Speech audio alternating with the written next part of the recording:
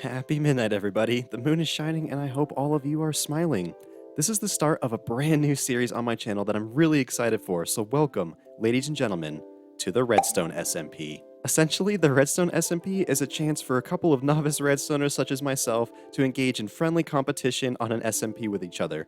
So, at the beginning of each week, we're going to be introduced to a certain redstone challenge. For example, this upcoming week is going to be to build a redstone door, and then all of us novice redstoners, potentially teaming up, can design our very own redstone door and submit it into the contest. From there, all of the submissions will be judged by our peers, and we will come up with a winner for the week, and they will be awarded points accordingly.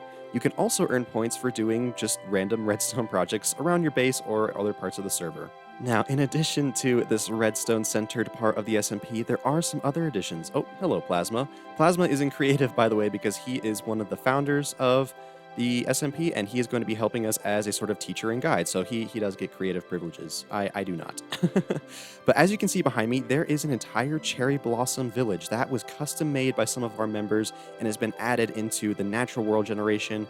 There's also a mangrove village, and in addition to these village types, there's all kinds of other vanilla plus additions we've made to the game. Some biomes have become a little more dangerous. We've added in a couple of custom biomes. So yeah, we're aiming for a vanilla plus experience full of danger and peril and surprises and laughs, all while we're doing friendly competition and learning redstone. This is going to be a wonderful time.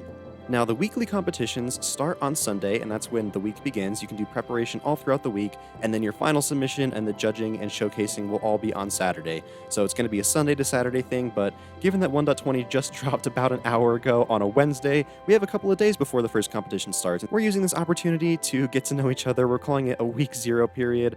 There are a lot of people from Skyfall on the server, but there's also brand new friends to be made. Oh, sorry, Flower. Flower was not on the list of friends. Enemies. Anyway, we've also got a couple of days to get set up with some tools and gear. So let's go ahead and do that. I'm going to hop in a Discord with some of the other members. We're going to get to chatting, and I'm going to get to getting myself set up. Hello, everyone. Hello, Hello, Moonshine. How Moonshine. are you doing? Doing well. I'm very excited to be here. Good enough to continue. Like, look at this custom little pond. This is just the prettiest thing I've ever seen. I didn't even know there were custom villager models. This guy looks so snazzy in his like pink outfit. There aren't. It's a hybrid of planes that looks normal in planes and looks like Cherry and Cherry. So it's Oh, that's so clever. actually just a plains villager that we basically merged the two, so you can't tell. I know I'm definitely going to base in this cherry blossom biome. I think right here in this basin would be really nice. It's so pretty. There will be like little get-togethers, and people who are staff can basically show you some redstone principles and some basics and give you a chance to play. And so we're going to basically schedule that in the next coming week, once week one Nice. starts next week. So it's like an open classroom type Formally. thing. Exactly. Hello, Raven. You're all kitted out already. This- Raven, yeah, where are you this- basing? I don't know. I like- I'm trying to find a spot for Silver and I. Me too. Oh. Oh, we're doing 12K. I feel like I'm obligated to not go with you just so we don't have a repeat Okay, of that. I am here to say no. Joke. No, 12K is banned on this server. No! Interesting. Not Everything 12K getting interesting. banned. There's a whole ice Just tree wondering and if they're blue raining. grass. This is called Snowy Mountains biome. This is beautiful. Okay, so now that we're kind of running into stuff, I think I should speak a little bit more to the custom features we added. Obviously, we've changed up a lot of the vanilla biomes to just be more dynamic and more beautiful, and we've also changed up loot tables. We do want this SMP to be centered around the weekly redstone competition, and so we've made it a little bit easier for us to get kind of geared up and get a lot of redstone resources. So, for example of how we've changed the loot tables, every single zombie drops an iron ingot. Mobs have chances to drop redstone dust. Some mobs can drop quartz. And all of these loot table changes are just designed to help us get a hold of redstone components easier and quicker and in mass. So I guess you could say we've made some pretty significant changes to the vanilla experience. There's also these custom advancements like right here. Troubles Melt Like Lemon Drops is an advancement for visiting a rainbow forest. I don't know what a rainbow forest looks like because I haven't been to one, but I have no doubt we will discover soon. So yeah, I just wanted to take a brief moment to pause and explain to you kind of the vanilla situation and what our data pack looks like. Oh, hello, Marazu. Marazu is another one who is going to be on the kind of teachers team along with Dr. Plasma, so I'm pretty sure he has creative privileges. So we've just stumbled on a horrifying biome that was added by Plasma and the team, which is the Shallow Dark. It's just a surface level deep dark. Yes, it can spawn wardens. Oh, I just got an advancement for it. Yeah, this is a not fun place. I guess it can be a not fun place, but we added some pretty wild biomes in this. The sky Mangrove tint in looks this like biome is Dagobah. incredible. I'm just You just hold saying. right click until something pops out. Okay, I am in okay. freaking Can I go too Dagobah fast, right or now. Look ooh, at a the- wither rose? What? That's so cool. Interesting. What What yeah, did I just get from archaeology? We not. I love. I got a netherite helmet with wild armor trim and redstone material. That is so cool. So I can confidently say it is well worth doing the archaeology in this new shallow dark biome, although I admit I've spawned at least 2 wardens and had to run away. But let's go ahead and see if we can dig up some other mighty treasures.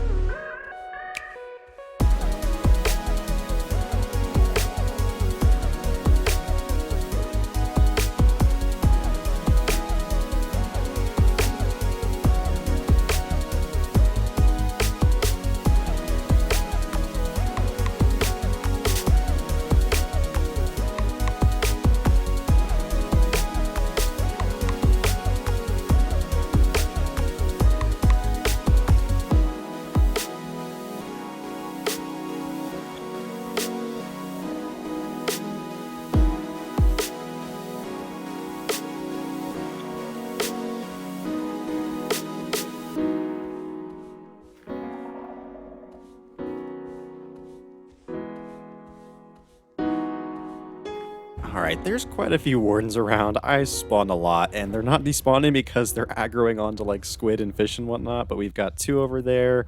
I think there's 2 up on this hill.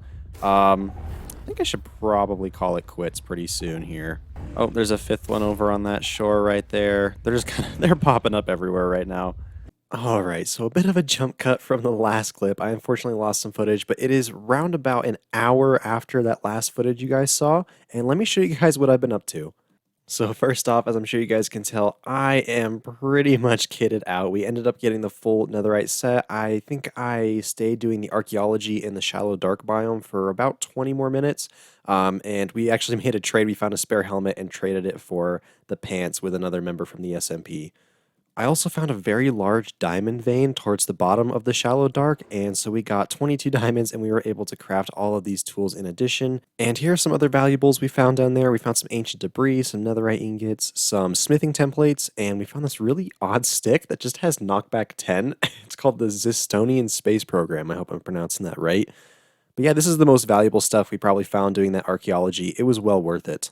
And after those 20 minutes of doing more archaeology, I headed back towards spawn to found our little base camp here. It's very, very simple, and this is not my long-term base. This is just a temporary kind of storage unit and crafting facility while we get this first week underway. That hill right there is literally where people spawn, so we're very, very close to spawn. I double-checked with the mods. They said it was all okay that I based up here, and I'm looking forward to building a really beautiful base here in the coming videos. But for now, we've got a very simple storage system. I've begun getting organized and putting everything in its proper place. We don't have much to speak of, but that's all okay. I like to get organized early on in a world. It just helps the playthrough from that point onward. We've been able to get a little bit of food from nearby villages, which, again, look incredible, by the way. They were both custom cherry blossom villages that I went to. Speaking of, if we just pop up over this hilltop right here, we are right next to another one of those custom villages. Give me just a second.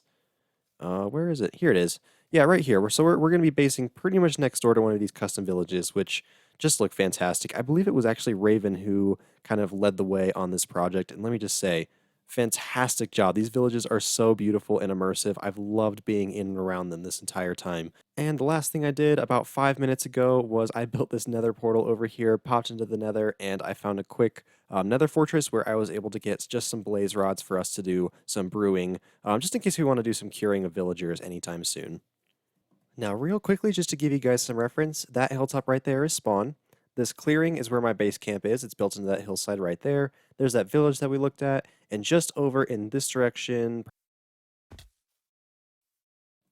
here we go. That is the shallow dark that we were doing all the archaeology in. So shallow dark right here, my base, just over there. And so that pretty much catches us up to the present. So what I want to do now is head on over to our creative test world, and we can start thinking of some neat door designs. So I welcome all of you guys to my brand new Redstone test world that I made specifically for the Redstone SMP. To my left and right, we have two shelving units that have most major components, so I can just come over and use the pick block button to pick up any redstone resources I might need to experiment. And we've also got a variety of different blocks for making redstone contraptions in creative. And over there, you can see I've been fiddling with some designs already. This is where we're going to be working today.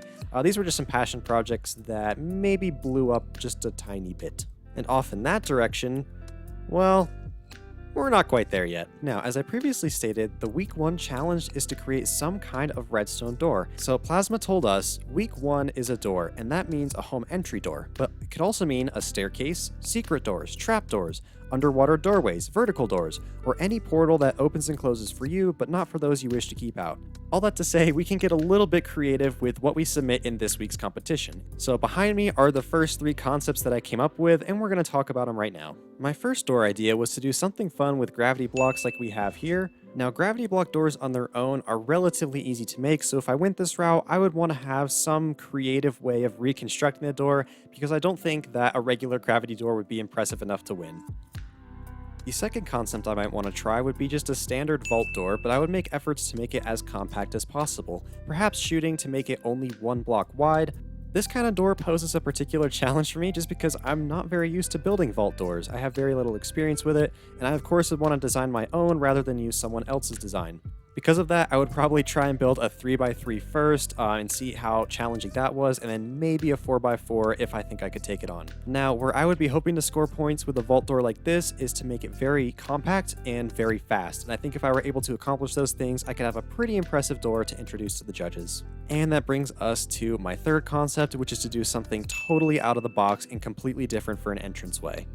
So for example, I've toyed with the idea of having a waterway that we would have to swim through, and of course we couldn't make that jump now, but maybe we can do some redstone so that if I punch in a passcode, then it would raise a dolphin up and I could get Dolphin's Grace, which would let me jump through.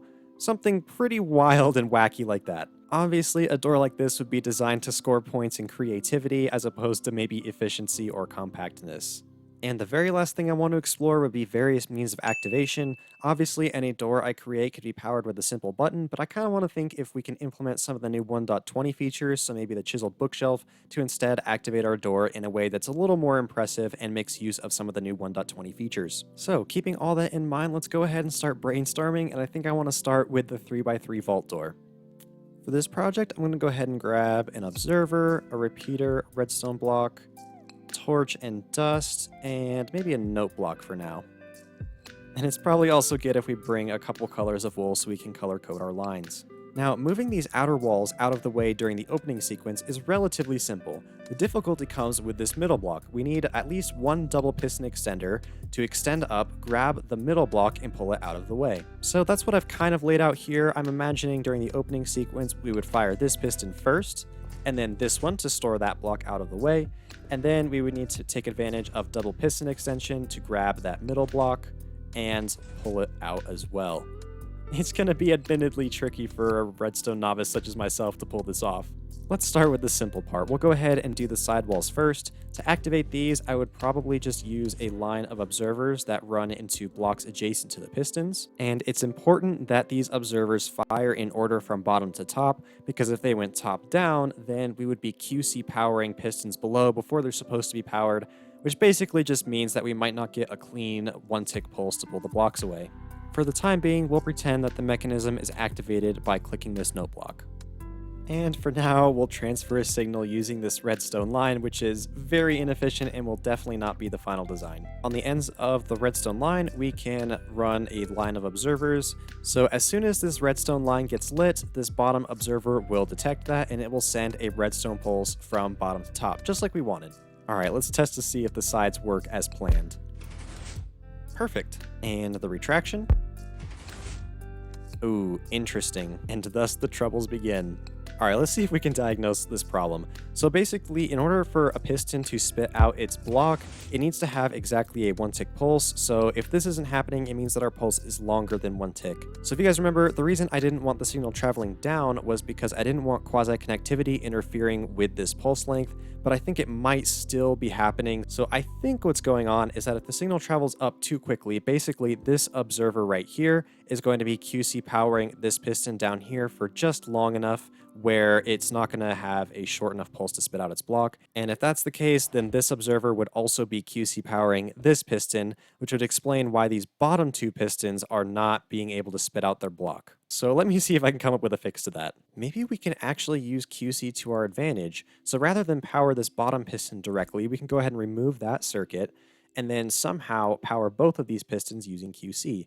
I think if I go ahead and put a redstone, or a red wool block rather, right there, and remove that observer, we'll do redstone dust and an observer facing, nope, give me a second, right there. And then if we replace this observer with a note block like so, what this should do is as the signal travels up the observer, it's going to power this redstone dust right here, and this observer will detect that and put power directly into this piston, which will QC power both this and this one. So we will have these two firing at the same time. Let's go ahead and reset our door and see if that works as intended. Okay, so the opening sequence works fine. Oh, not quite there. Oh, well, duh, because we have this observer that's still QC powering this one. Okay, so at least we've determined that it is quasi-connectivity that's causing the problem here. Now, the good news is this should be a pretty easy fix. We just need this piston right here to receive its power from above via quasi-connectivity. Now, for those of you who might not know about quasi-connectivity, first of all, I don't blame you. It's a little bit niche. It's a property of pistons in Redstone. And second of all, I encourage you to go check out this video, which I made. It's a short video that is literally just about explaining quasi-connectivity, and just watching it should give you a pretty solid understanding of how quasi-connectivity works. But basically, QC is just a property of pistons and droppers and dispensers that allows them to receive power from this block space right here. So we're just going to go ahead and rewire this facing upwards, and we should be able to run some observers like that, and that should work. So once again, let's go ahead and reset our door, like so, and let's test and see if this right side, which we changed from the left, is now working. Opening sequence looks good. Closing sequence looks good. Nice, we fixed it. I'm just going to quickly mirror this on the other side now. All right, and that should solve both the left and right halves of our door, and both the opening and closing sequence now works. Now the only bit we have to deal with is this tough bit right here with the double piston extender. All right, so a couple of hours of head scratching later, and the right side of my head is now thoroughly bald. You guys should see it. It's horrific. But anyways, this is what we've got for this edition. We'll take a look at that in a second. So let me try and describe to you guys the problem I'm running into. Essentially, what we need to have happen on the opening sequence is this piston fire all on its own once, then this piston fire all on its own once, and then, and only then, can we have the double piston extender fire. The problem then becomes that when we're closing the door, we need the double piston extender to go first this time, in contrast to going last the other time, and then we need to fit this in here, like so, and then we need just the top piston to fire. If the double extender fires again, then we're going to end up pushing the gold blocks up too far. I can actually illustrate that. Yeah, that's what would happen. So we need to have only that one piston go off. It's been quite a problem, and it's given me a lot of thinking to do. So this door in its current state looks like this. And the closing sequence... Oh, isn't that so irritating? The gold block flickers, and I can't figure out why the piston isn't spitting it out. It's been annoying me, and I have not been able to fix it. So I went back to the drawing board and completely redid the entire door, leading to this monstrosity over here. Now, I would like to note that this is exactly 1 block thick. There's a lot of compacting and reworking that I would like to do to polish this design before we submit it to the contest if we decide to go this route, but I was able to fix everything. And not only that, the closing sequence, it is blisteringly fast. Look at that. Let's go ahead and show that off again. This is just a really fast 3x3 closing sequence. Yeah, that's pretty crazy. All right, I'll do my best to describe what's going on with this door. When this lime wool is in this position, this circuit right here, that is our double piston extender, including those 2 pistons. But as you guys noticed, when the door is in the closed position, this lime wool is over here, and it's only when we activate the door that the piston moves the lime wool into place to power this double piston extender. Now that the wool is here, then when we activate it again, this piston is going to pull the lime wool out, and that means that this double piston extender doesn't actually fire entirely. We're only using the bottom piston, and that's how we're avoiding what we saw with that other door where all 3 gold blocks in the middle row go a block too high. I thought that was a pretty clever solution. I'm pretty proud of it.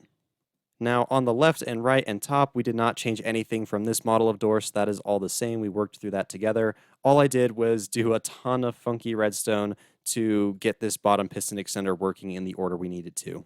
Now, like I said, I'm planning on polishing this design over the course of the week. It is now Sunday as I'm recording this clip, so the Redstone Week 1 challenge has officially started, and we've already got a door to work with at the start of the week. And I also want to give some thought to our other 2 door concepts using the gravity blocks and then something funky from 1.20 features. But all that to say, I think we're in a pretty good spot in respect to planning out this week's challenge. So why don't we go ahead and move on to another project. We're going to go ahead and hop back onto the Redstone SMP. And welcome back to the Redstone SMP. Now, I have been doing quite a bit of work off camera, so let me walk you guys through what I've been up to. First of all, I added this enchantment station on the right-hand side of our storage that I opened for everyone to enchant. And then using that enchantment station, I was able to get some good tools set up. This pickaxe I actually rolled in the enchantment table on its own. I ended up adding mending later, but the efficiency 4, unbreaking 3, and fortune 3 all came from a single enchantment roll, so that was quite lucky. And then we just have some simple tools that I'm going to add on to as we keep going. Next up, you may notice that we are now wearing an elytra. This was a very generous gift from Chaos. He gave it to me in return for our public service. So thank you ever so much, Chaos. Now, what public service is he talking about? Well, I have been building away over here on the spawn island. The first thing I set up was right here. I have a little Lunarmory outpost. Lunarmory International, we're giving away free mending and unbreaking books that I'm getting from villagers off in that direction. I just thought it'd be a nice way to help the other server members get set up. So we have this station here. And then the other thing I did was I built this community storage right here. This is just meant to be a place where people can come and drop off their excess redstone resources and some survival resources, and where everyone can come and pick them up. So it's just kind of a community shared storage that I set up. We built this all pretty much in one day. It was very easy to build all of this. And there are some utilities down here in the pit. We have a crafting station. We have an area where people can request resources and maybe other members can fulfill those orders. And we've got a tiny little auto smelter. I wouldn't ever call this a super smelter, but hey, at least you can throw 5 stacks of something in here and just go AFK while it smelts.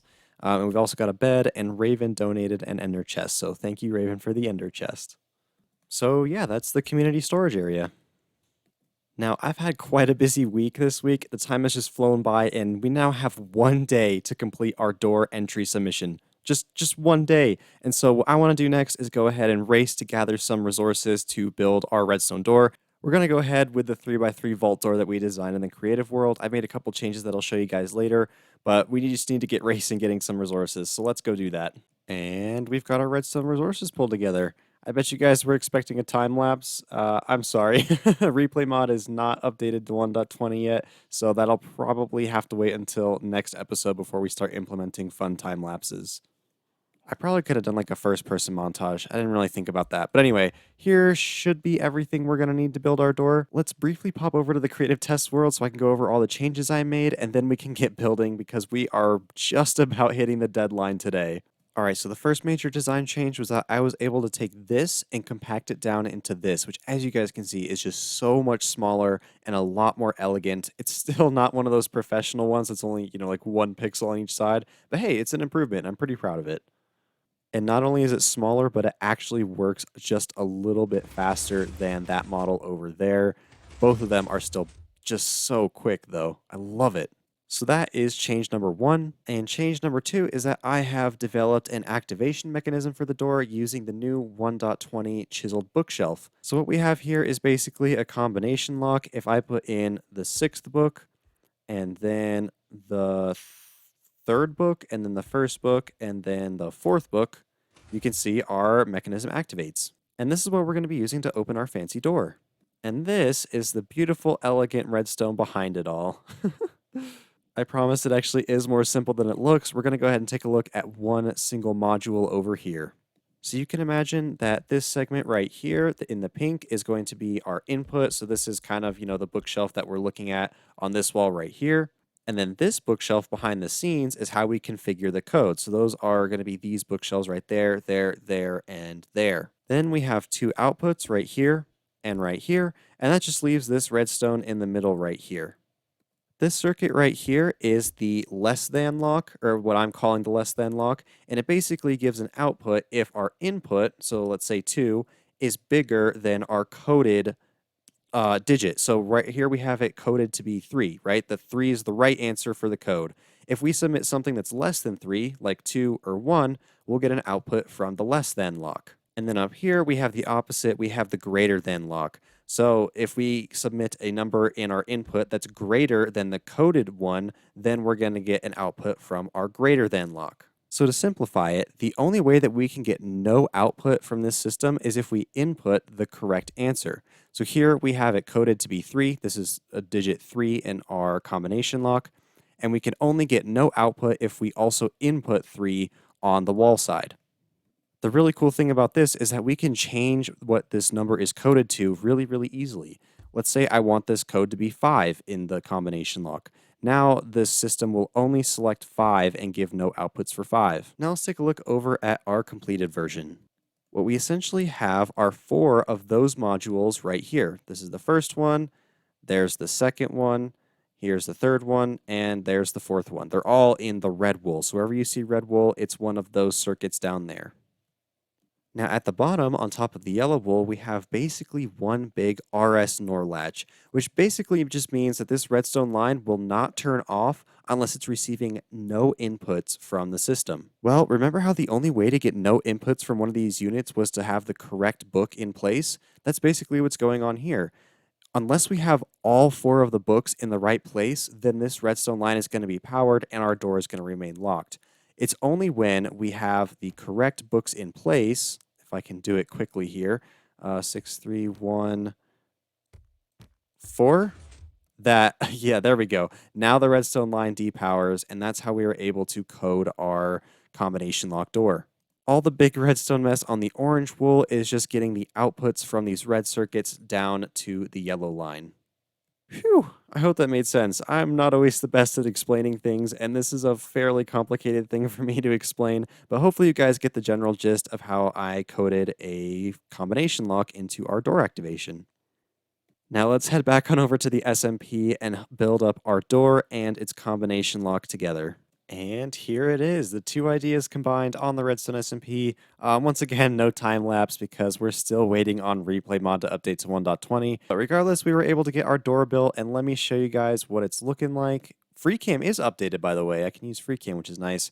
We don't get to use fancy wool in survival just because I don't have it yet, but we might get wool later on. So all of the redstone's on cobblestone.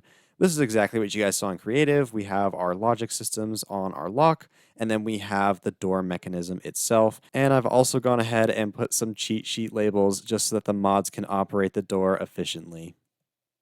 So let's show it in action. We'll go ahead and fill up the 6th slot here, 1st slot here, 3rd slot there, and 4th slot. By the way, it's not the case that the book has to be in that slot. It just has to be the last slot of the bookshelf you interacted with, if that makes sense. So you could either put a book in or take a book out as long as you're interacting with the correct slot. So with that being said, let's go ahead and remove the 4th book. And our door activates. And theoretically, we would be walking into our room and we could close it like this. And then when we're coming out of our room, we would just open it using the note block again. And then we can just scramble up the bookshelf to close the door behind us.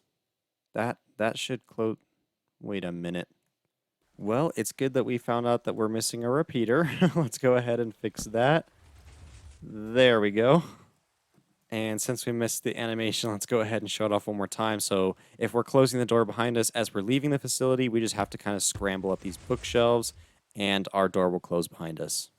Ta-da! I'm excited to see what the judges think. I'm hoping we can win this week, but I don't know. There's some other really cool doors out there. Speaking of, why don't we take a little bit to go check out some of the other contest entries so we can maybe get a sense of what the competition's going to be like. Just to the left of our plot, we have Mario's plot. It looks like he's also opted for a 3x3. However, his design seems to be flying machine based. Very cool. That is quite fun to watch. On the right-hand side of our plot, we have Davis's plot, which looks like it is just the most complex redstone machine I've ever seen. I recognize some comparator decay clocks in here. There seem to be several, perhaps chaining off of each other. There really are a lot of these comparator decay clocks. Looks like he's using a hopper minecart to pick up something from the ground there. Let me go see if I can activate it. On second thought, I don't want to break it, so this door will have to remain a mystery for now. Next plot over from Davis's, we have Chaos Keck's plot. This is the member who gave me the elytra, so thank you again, Chaos, for that. Let's check out his door. Oh, very cool.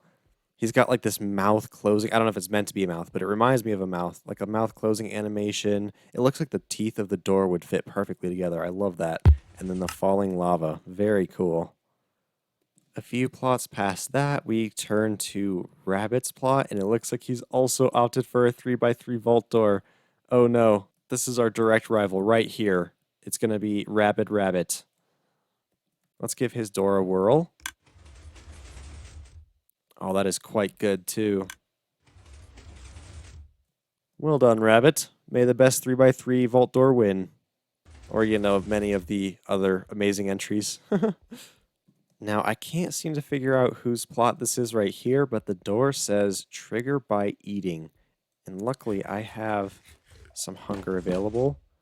Look at that. Oh, that is so cool. I bet that has to make use of the calibrated skulk sensor, I bet. Unfortunately, my free cam collides with blocks. Currently, I'm working on fixing that, so I can't go down there and check, but I imagine that's the mechanic being used. It looks like we have another skulk calibrated skulk activated one, and unfortunately, I don't have any of these objects to activate it, but I imagine it's a very cool door. I couldn't quite figure out who owned this plot right here. But anyways, let's take a look at their door. Oh my. That is quite cool. So this also makes use of flying machines, essentially, that just have very short back and forth spans, I guess you could say. Very, very cool. I could see this door winning, honestly. This is just really fun to watch. And this last plot that has something on it is also unlabeled. This does not seem to be a door to me.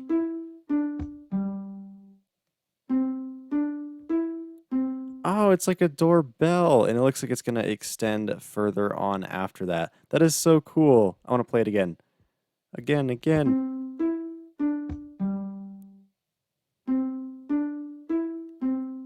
Fantastic. I love it.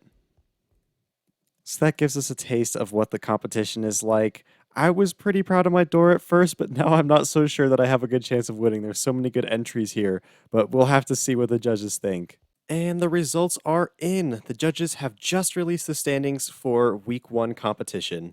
And I didn't even place, unfortunately.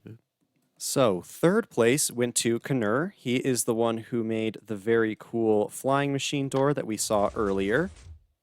Congratulations, Knur. I hope I'm pronouncing that right, by the way. I'm sorry if I'm not.